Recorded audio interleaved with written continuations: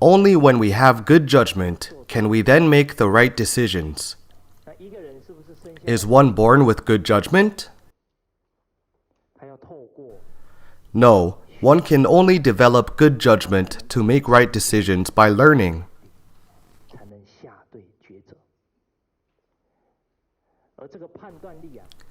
The ability to make judgments rests on one's common sense and wisdom.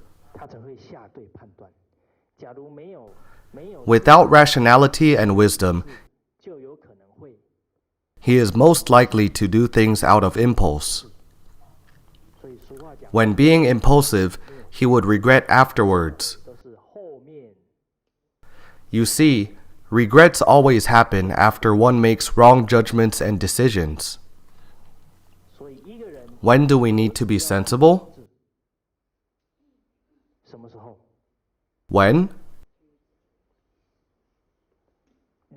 How long does it take to learn to be sensible? As the saying goes, we live and learn.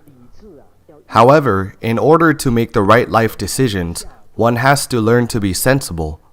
The earlier, the better. Where does one's sense come from? Many people nowadays read a lot. Are they sensible? There is a type of illness called depression. Many depressed people read a lot. Yet the more they read, the more depressed they become. How do you know? Therefore, in this modern era, even choosing what to read, we also need judgment. In this information explosion age, many children have read the wrong books. There was a child only 5 or 6 years old who used to ask his mom for a baby brother.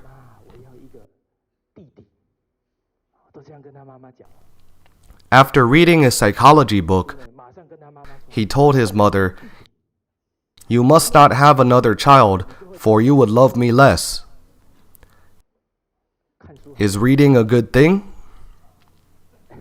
No good. Please do not tell people Teacher Tsai said reading is no good. We must complete the concept. Only by reading the right materials, then it is beneficial. Reading the wrong materials will contaminate your mind. My friends, a cup of clear water only needs 1 second to allow a drop of ink to permeate it.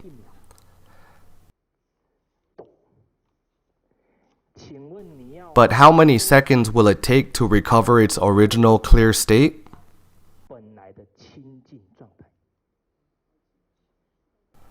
How many seconds? Probably 10 times or even 100 times longer. Similarly, if a child's mind is contaminated, it will take us more time to cleanse it.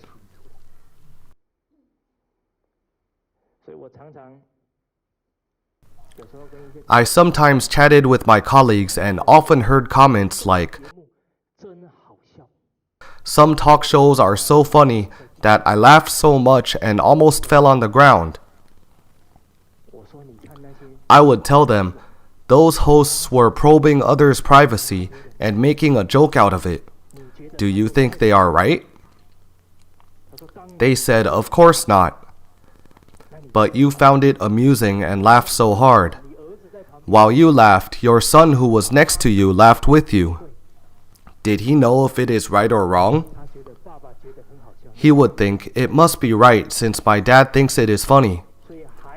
Instilled by what he has seen and heard, a child would have frivolous speech to others and tend to take advantage of others.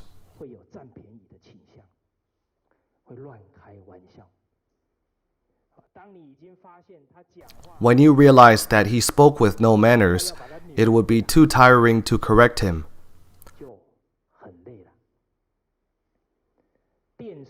Watching TV is like this, so is reading.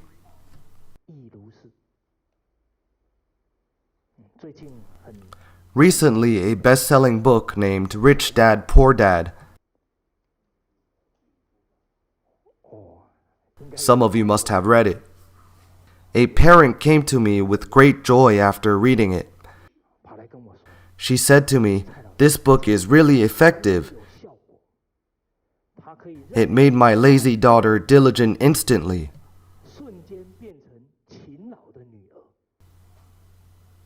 Isn't this miracle drug effective? Really effective. She said to her daughter, "Daughter, if you help me mop the floor, I will give you 2 RMB.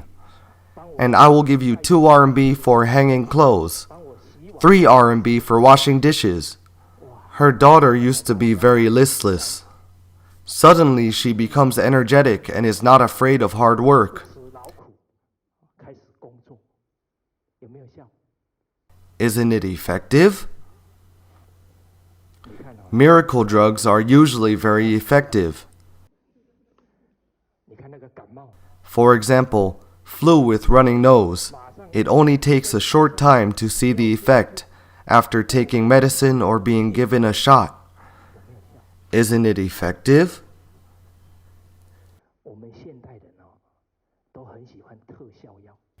People today love miracle drugs. Thus, it is easy to fall into the trap of a con artist. For instance, a couple having a bad relationship for 10 or 20 years would believe that their relationship will improve after doing something instructed by him. People are eager to take some miracle pills without considering 3 feet of ice does not result from 1 day's chill. Are they sensible? This parent came to me again after a week or 2. She did not look good. She said, "Teacher Tsai, something is wrong." I asked her, "What's wrong?" She said, "I told my daughter that I am tired today. Please help hang the clothes out. Mom will give you 2 RMB.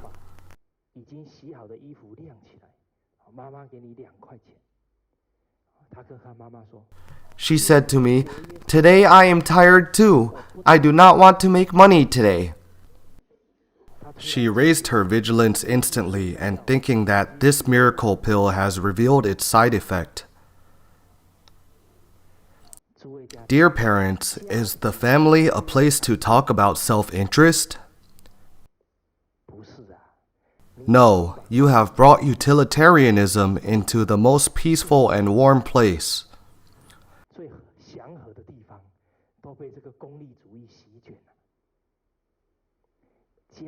Family is a place to teach giving, gratitude, as well as to recognize duty and to fulfill filial piety.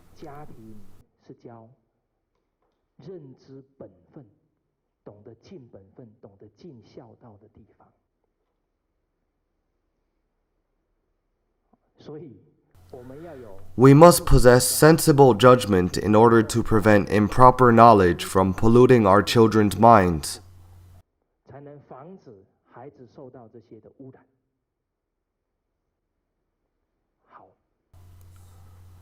Okay, let's take a look again.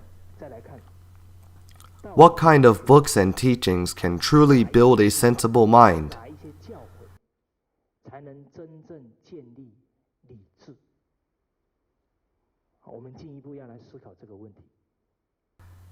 Let's investigate further. If a psychologist wrote a book at 40 years old and wrote another book at 60 years old, which book would you read, my friends? His work of 60 years old?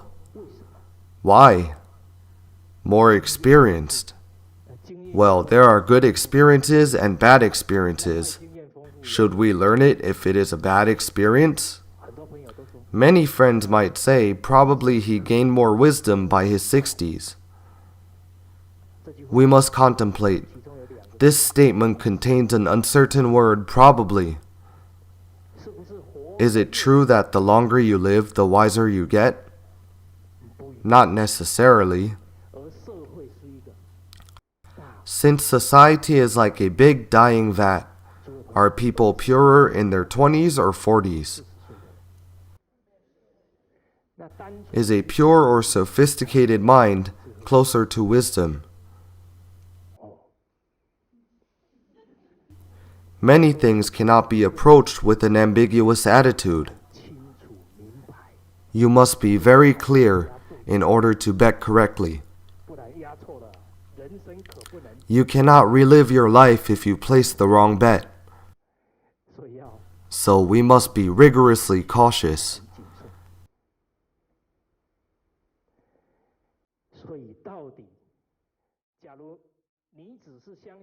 If you only think that he may be right, you are making your life bet on him. Even betting the future happiness of your children based on his words, it is too dangerous. We must not easily believe in someone's words before it is testified as wisdom, as the truth.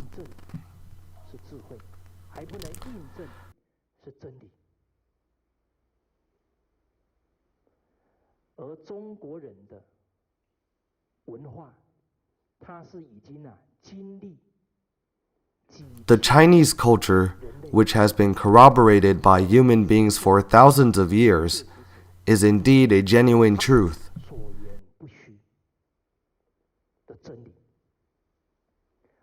And the wisdom of Chinese sages transcends time and space. Let's take a look. 4,000 or 5,000 years ago, people needed to fulfill their filial duties. 5,000 years later, do we need to be filial? Yes. You see, it transcends time.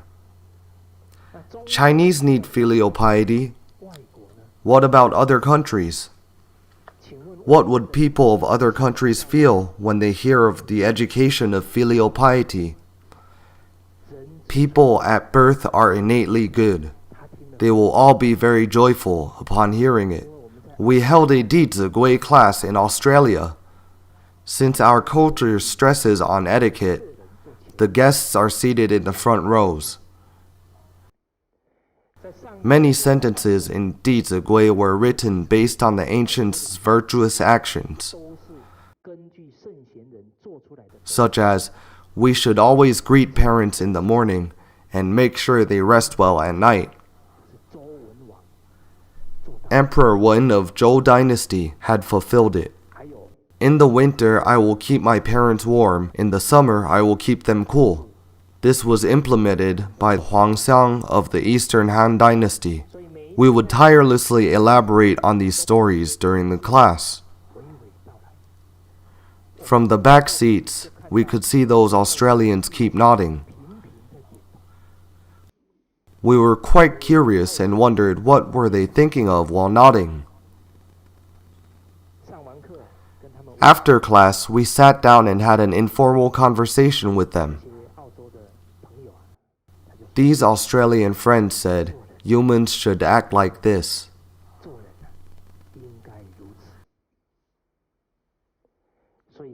Therefore, filial piety transcends both time and space.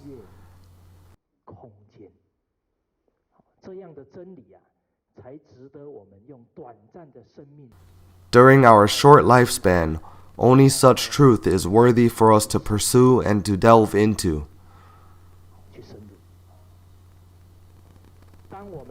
When being genuinely rational, we can then make the right decisions.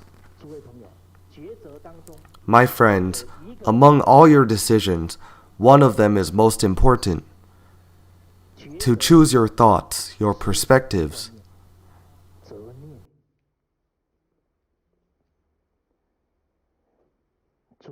At this moment, what is your state of thought? Why is one's thinking so important? Because your thoughts dictate your behavior. Behavior forms your habits. Habits shape your personality, and personality determines your destiny. With this logic, what reveals to us whether one will have a happy life or not? His thinking. I even asked my friends, are you a descendant of Emperors Yan and Huang?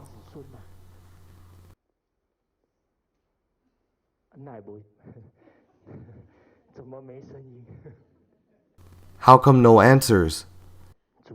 My dear friends, do you know that you are right in front of the ancestral shrine of all Chinese clans now?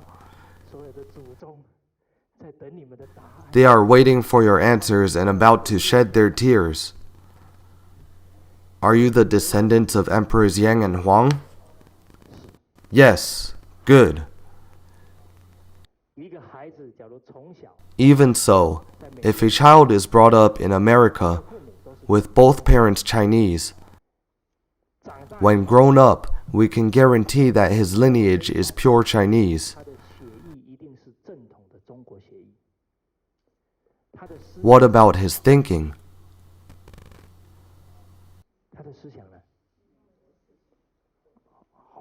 Okay, is thinking or lineage more important?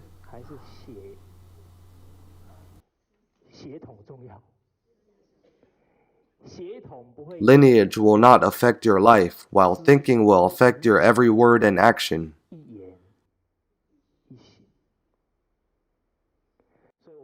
That's why we must stress substance over form.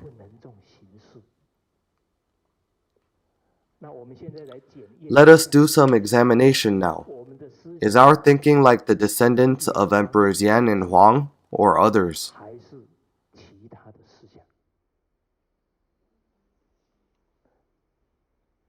My friends, do you have an answer yet?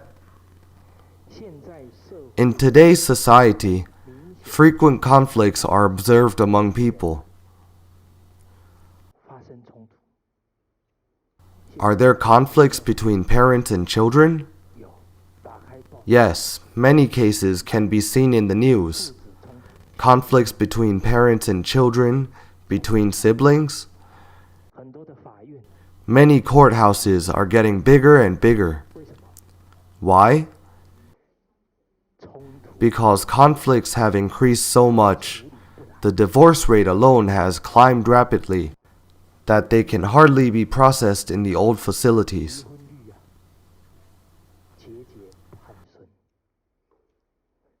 Not only the conflicts among people, we also see conflicts between groups. We have seen many groups attacking and criticizing each other.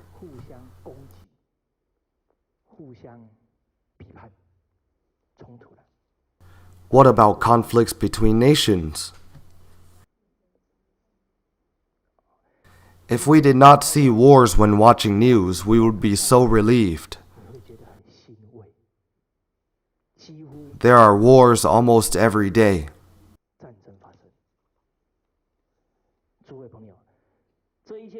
My friends, these conflicts are effects. We sigh over these effects every day. Will it help?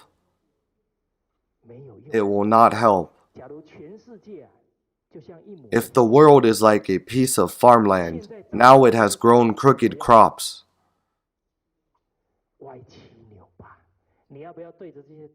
Should you lash out and curse at those crops?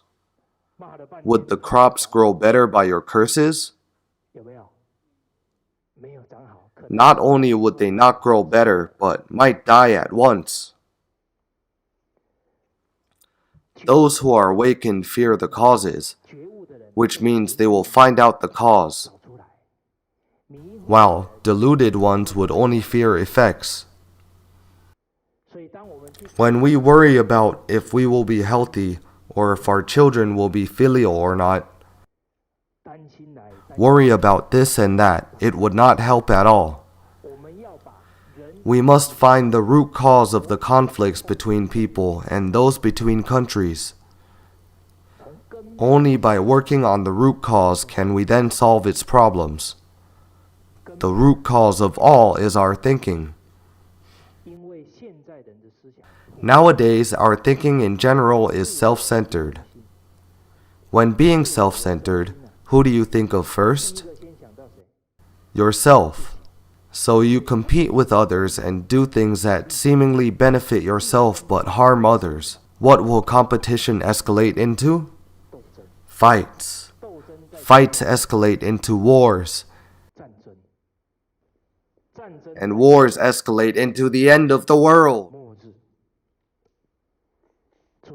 When we see wars, can we tell them stop killing each other? Can it be resolved by telling them? Why are there wars? What is the root cause? Because people's thinking and attitude will extend into behaviors. What is self-centered? Some people may not understand it. Let me explain it in a more direct way. It is selfish. My friends, if you have a piece of very fine chocolate, whom would you think of first?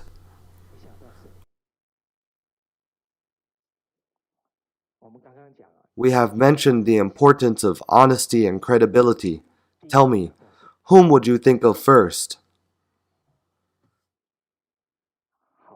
I received 3 answers in one of my classes.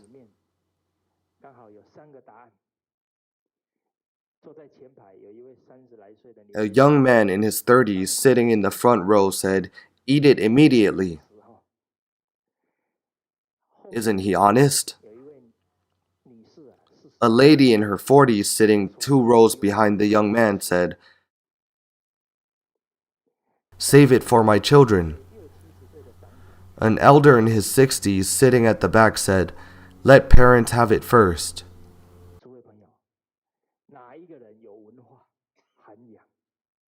Which one has more cultural upbringing? Which one? The person in his 30s, 40s, or 60s? The 60s? But the 60s may be illiterate. The 30s may be a college graduate. A highly educated person does not mean that he has a cultural upbringing. It does not dictate that he knows how to conduct himself properly. I often ask children, is a college graduate cultured? They immediately say yes. I ask again, is one cultured if being unfilial? They say no. Is an unfilial college graduate cultured? They do not know how to answer.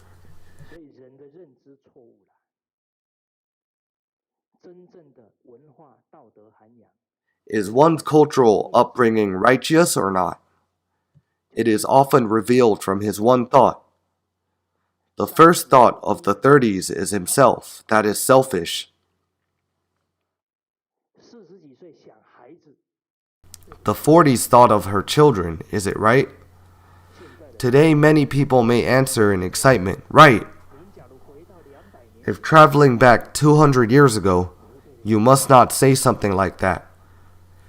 People would laugh at you and think that you have no wisdom.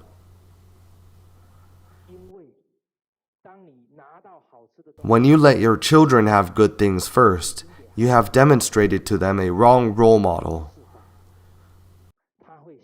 Who would they think is the most important? I am the most important. You are nurturing their selfishness. But if we gave this chocolate to the children's grandparents, they would be deeply moved when seeing their grandparents' smiles. You have planted the seed in him to be a proper child.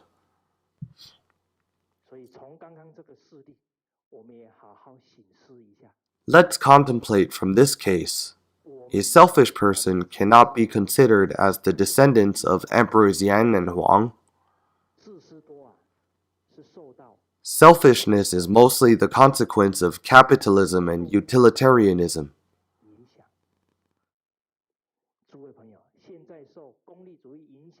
My friends, what is the percentage of those who have been influenced? Well, the number is still on the increase.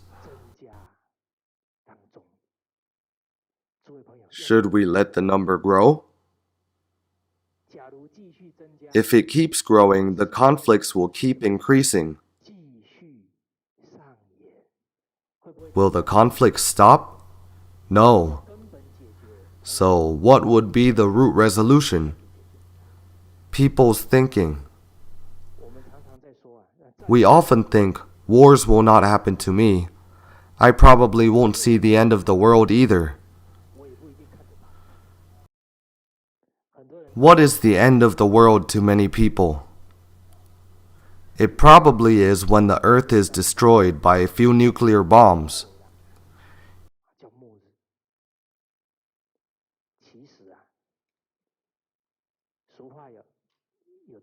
In fact, living a life that is worse than death would probably be more miserable than the end of the world. What kind of life is worse than death?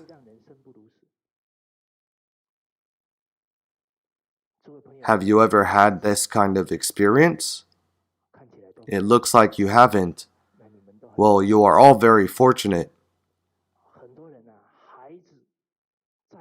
Some parents with children carrying on misdeeds outside would live in fear and worry. That is a life far more miserable than death.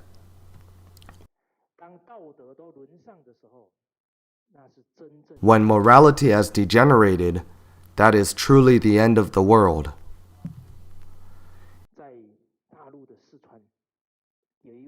In Sichuan, China, a 13-year-old child cooked a meal for his father. His father died after eating the meal. A post-mortem was not conducted since the family is poor. After a while, his mother also died after he cooked her a meal. He buried his mother with his father. When he went to the tomb for a commemoration, he appeared very impatient and threw the offerings in the garbage after the ritual. His aunt felt goosebumps all over her body. She wondered why this child had not even the slightest respect to his parents. This child went to the aunt and asked, "Didn't my parents have life insurance?" Upon hearing this, his aunt was alarmed and reported it to the police at once. The police investigation showed that he indeed killed his parents. Why did he do it? For the insurance payout. It was a mere 10,000 RMB. Not much, yet 2 lives were taken. These were not ordinary lives, but his very own parents. Why did he want the insurance benefit? To buy a cell phone. Dear friends, is the power of desire strong? Very strong. Desire makes one lose his mind. The difference between teaching children to increase their desires versus virtues are huge.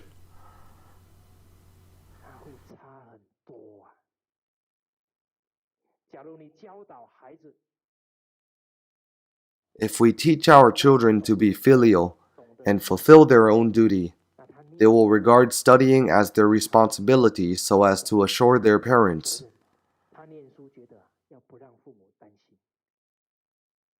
This is nurturing their virtues. If you said to him, "If you achieve top 3 in class, I'll buy you a McDonald's." If you achieve top 3 in junior high school, I'll buy you a digital camera. And if you pass the college entrance exam, I'll buy you a computer.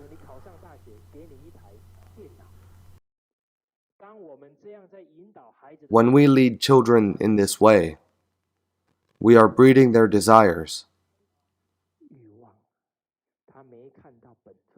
They only think of desires instead of seeing their own duty.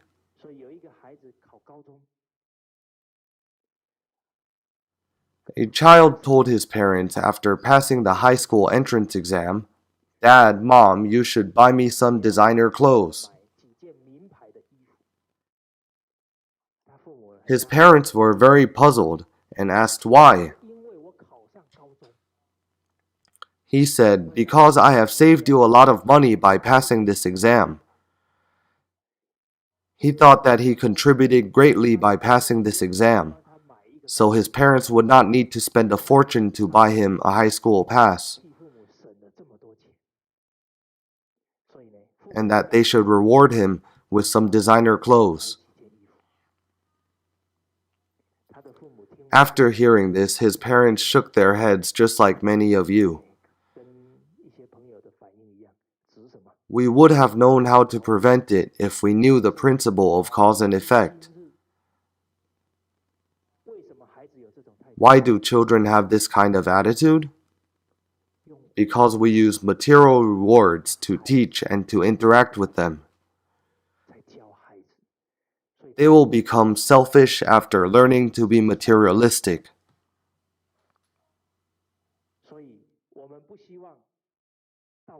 If we do not want to see moral demise, we should start the actions from ourselves.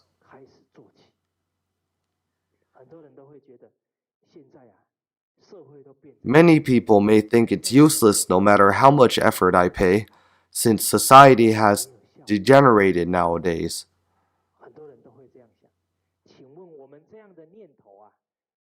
Would this kind of thinking help your family or society? It would not. Is this thinking sensible? Not sensible.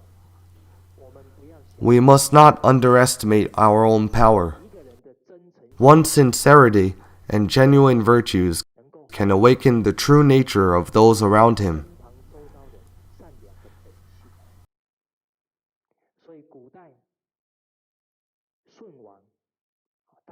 In ancient times, Emperor Shun was a well-cultivated filial child.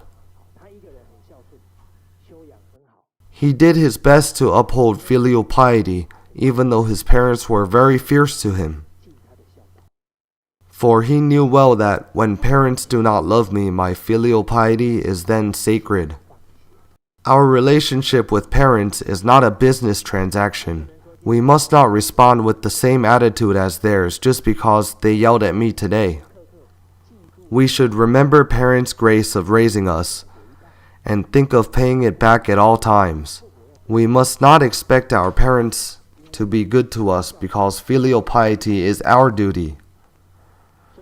Due to his righteous and filial attitude, Emperor Shun transformed his entire family. The reason he could harmonize his family was because he cultivated virtues in himself. Due to his virtues, people of his neighborhood and associates were all deeply moved and were willing to follow and emulate him, even hoped to live under his governance. He had brought harmony to his family and further governed the state.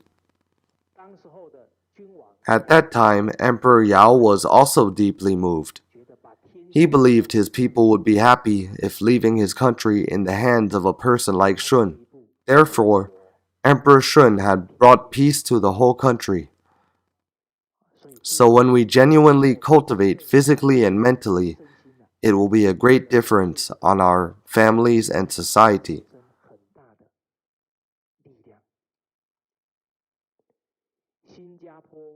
There are two national jewels in Singapore. One is the former Prime Minister, Li Guangyao, and the other is a 106-year-old lady, Teresa Xu Zhe.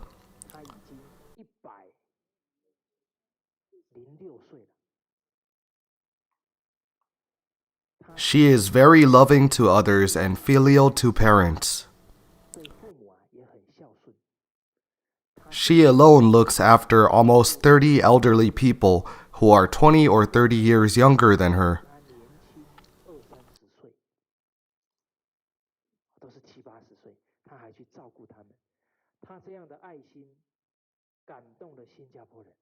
Her genuine love has moved not only the Singaporeans, but countless people around the world.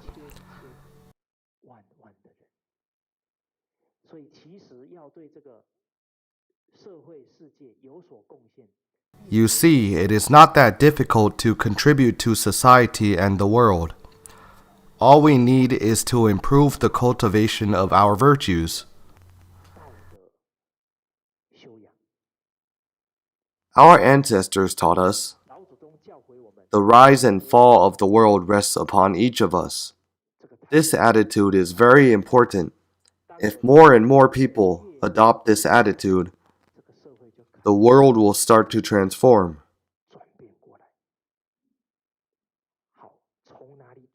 Where do we start?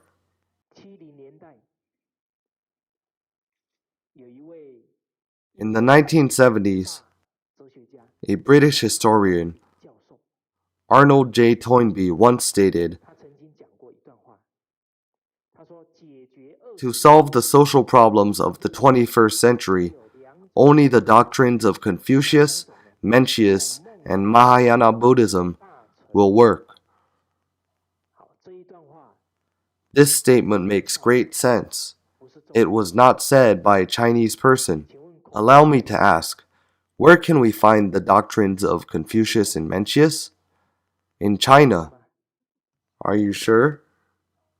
China was indeed a land of etiquette. However, where do we see people greet each other with 90-degree bows today? Japan? How come the answer has changed? In Korea. That's why I really worry about one thing. Probably in 50 years, there will be a litigation case at the International Court of Justice. Is Confucius the ancestor of Korean or Chinese people?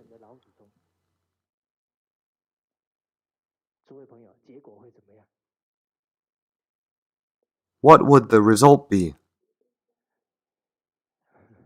The judge might say we must emphasize on substance over form. Let's take a look at who actually practices Confucian teachings, Korean or Chinese.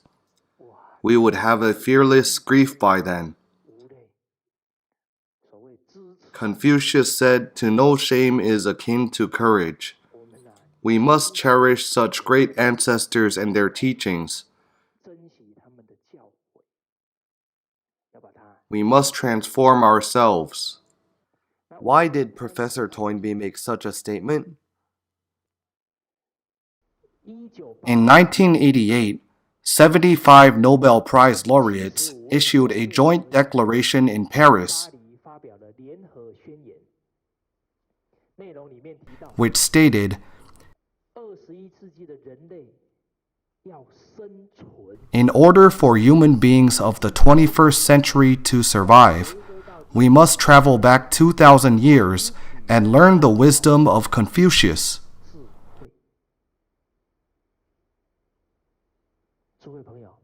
My friends, what are the backgrounds of these Nobel Prize laureates?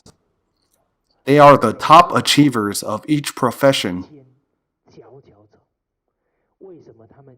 Why did they declare in unison that to solve the social problems of the future, we must rely on the doctrines of Confucius and Mencius?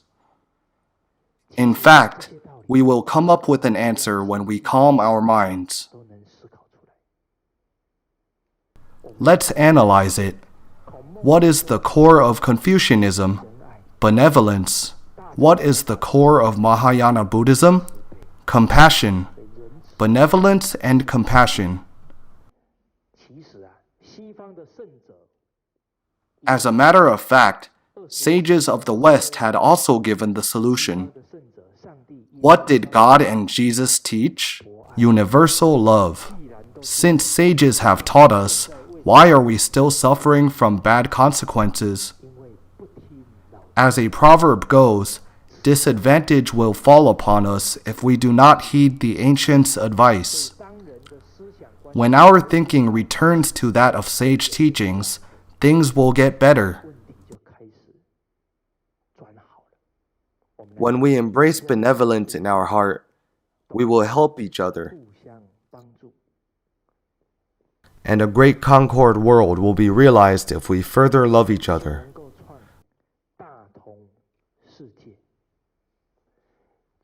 A great concord world is not something for hanging up high on the wall.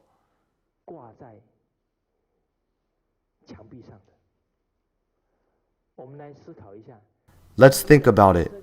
If one truly embraces filial piety in his heart,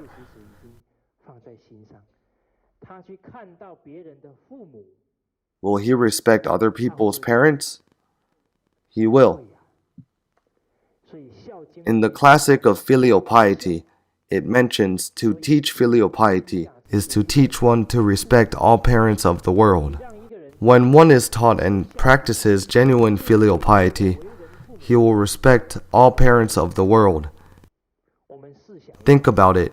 If you have a filial heart, would you remain seated when an elderly lady gets on the bus? Would you?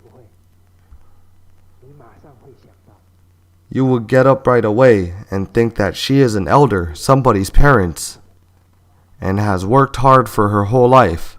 I should let her sit. When spotting an elder crossing a dangerous road, you would spontaneously help him.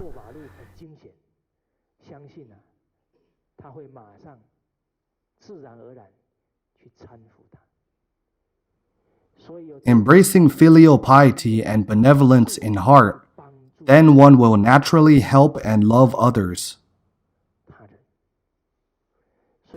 When everyone regards cultivating virtues as a duty, a harmonious society will be realized gradually.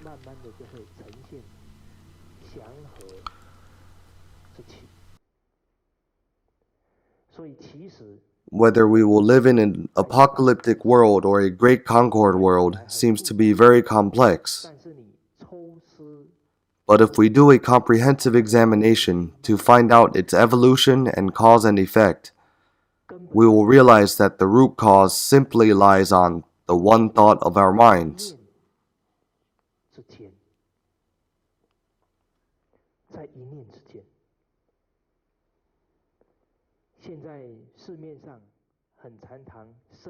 Nowadays, people often like to talk about career planning. My friends, how do you manage your life? How would you like your children to manage their lives? When a child is selfish and focuses on materialistic pleasure, what kind of life is he establishing? Let's analyze it. He will be very happy to have whatever he wants, like toys, food, because following children's personalities has become the social norm. My friends, what personality of theirs are you following when you do so? The problem is that it is human nature to love leisure and hate work. As the saying goes, with no education, there would be anomalies. Many bad karmic habits will then arise. Chinese ancients have deep insight towards this issue and place importance on not fostering children's bad habits when educating them. If a child is extravagant, lazy, and disrespectful, will he manage his life well?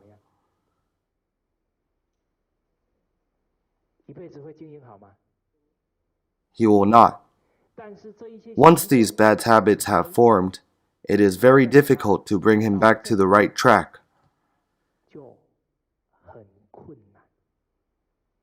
As a saying goes, it is easy to change from a thrifty life to an extravagant one, but vice versa, that is difficult.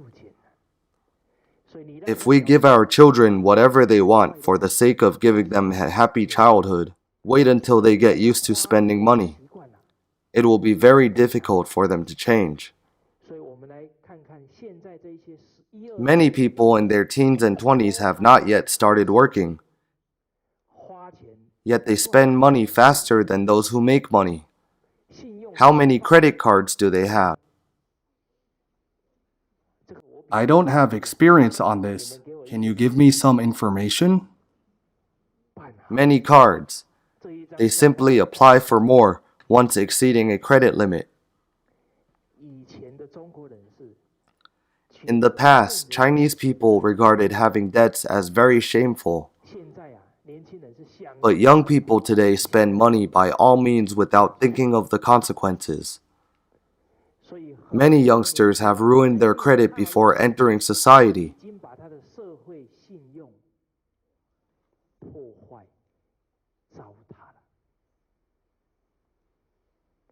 Once getting used to extravagance, one will become a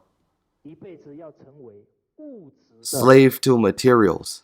How did you know? Really wise. So his goal of making money is neither for fulfilling filial duty to his parents, nor taking care of his wife and children. It is for satisfying his own materialistic desires. In reality, how much money do we need for food and clothing in one day? Is it a lot? Not much. Yet, once contaminated by the extravagant habits, one will not be able to resist the temptations. Under the pressure of returning debt, he must work hard and defeat others.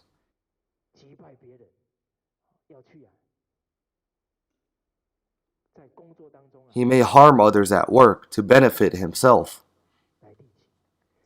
He sees everyone as his opponent or even enemy, and feels like he lives on a battlefield. What would happen in his old age? We all envy the good welfare of the elderly in the West very much.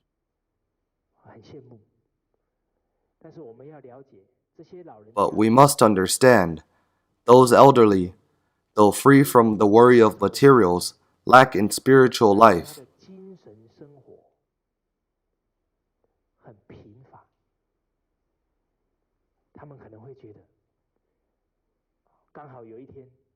When their children come to visit them and bring them many days of joy, they would tell other residents, "My son has not forgotten me." This kind of joy really saddens us.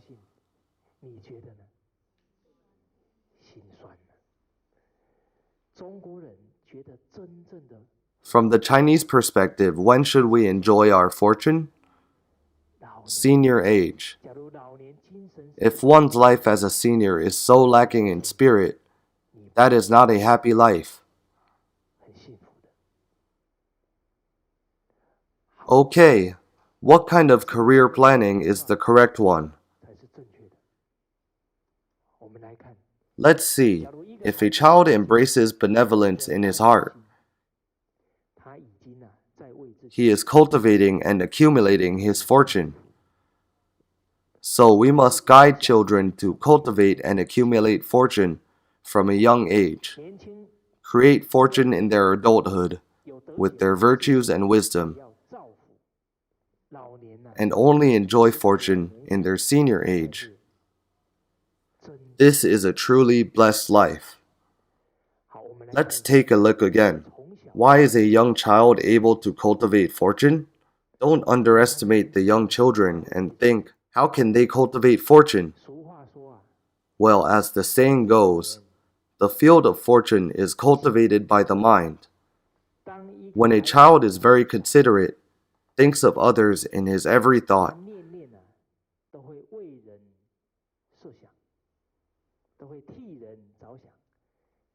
his heart has cultivated a great field of fortune for his whole life.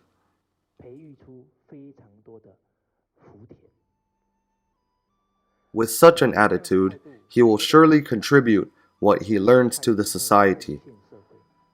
He is creating fortune, which he will definitely enjoy in his senior age. Okay, this is it for today. Thank you, everyone.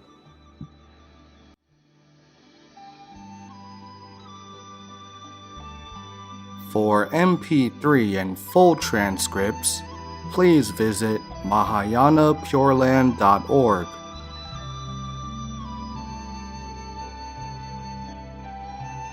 No copyright. Welcome to Circulate. Infinite merits to propagate.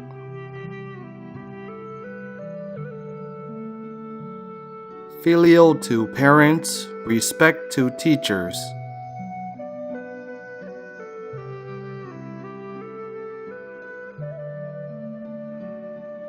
See you again.